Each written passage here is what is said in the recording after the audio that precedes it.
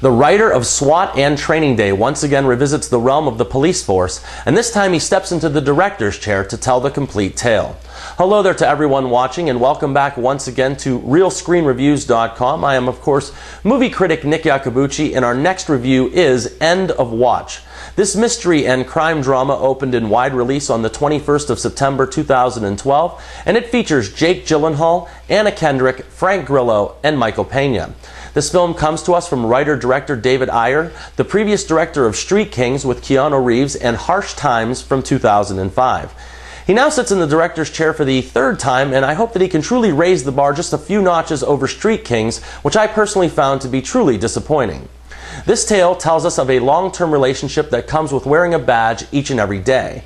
In the city of Los Angeles, I'm sure that it's live or die each day that you take to the streets, and the reliance that you have on your partner has to extend beyond the job. In order to trust this person completely, you must confide yourself into them, and they must do the same in return. This drama explores that relationship in detail and follows the bond that goes with becoming longtime LAPD partners. Jake Gyllenhaal and Michael Peña star as the two partners in question and are merely the two most visible performers in one well-crafted project. Well, people, if there was ever one filmmaker who is very clearly passionate about the occupation of law enforcement, then it is writer and director David Ayer. He has crafted films over the years the likes of Training Day, SWAT, and Dark Blue, and not only tells stories about police officers, but he also does everything that he can to get into the mindset and psyche of the men in blue. Something else that he gets correct in End of Watch is the truly realistic and convincing performances of his two leads. Their back and forth is a tennis match of verbiage, and an entertaining one at that. I must also give kudos for his relentless descension into depravity and never letting the audience turn a blind eye to it. Now, this film contains no dirty cops like Training Day or most other films, and this movie just shows us two regular guys doing the job to the best of their ability. I also admired the fact that even though they are not corrupt cops, they're also not supermen either. Speaking of regular guys, that could be this film's best quality. Ayer cast this film correctly, and the partnership translates in and out of the police car. They look upon each other as brothers, and the audience most definitely gets that sense while watching this. The interaction between Gyllenhaal and Peña while serving and protecting is great, and their connection is the motor that drives this feature. Also, their dialogue is priceless, with it sometimes being dramatic, sometimes being funny, but always being interesting and entertaining. Jake Gyllenhaal fits this role very well, and his charisma and good looks make him a natural for one of the men in blue. Then ever since his stint on the TV show The Shield, Michael Peña has been nothing but impressive to me each time in front of the camera.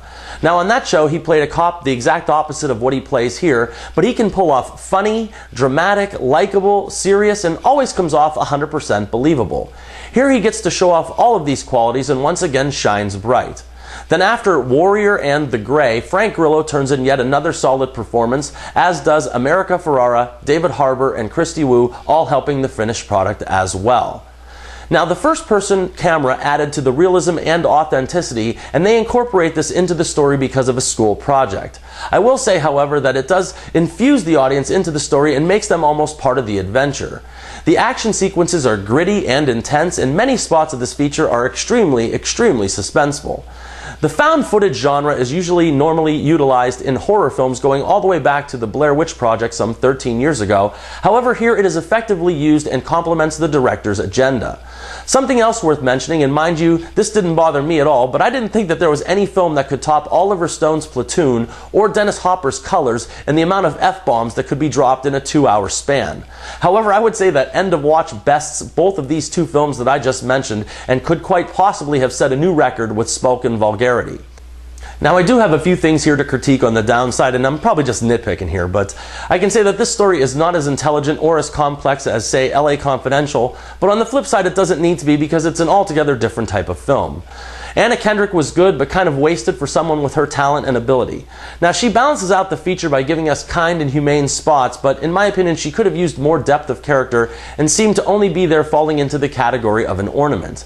Then there were some other behavior traits of our film's heroes that were set up, but then they weren't explored enough or seen through till the end. At 1 hour and 50 minutes, End of Watch was an in-your-face depiction of cops on the job and something you won't be able to just disregard like yesterday's newspaper. The film has extreme over-the-top and memorable violence, but it is the rapport between the film's two protagonists that will stick with you more than anything else. Writer-director David Ayer's third outing into the director's chair is his best yet, and his bold and daring attempt at the feature's ending is truly commendable. Though there are some flaws, this is well above average and just shy of perfect in my opinion.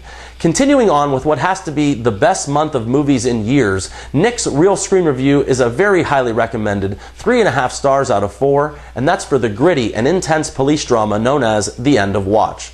Well, that's all I have time for today. If you have enjoyed this review, please click like and give us a thumbs up, or subscribe if you haven't yet already. I'm sure that I will be returning soon enough with more movie and trailer reviews, and until then, remember people, I'm not always right, but only when it comes to the movies, and thank you for your attention.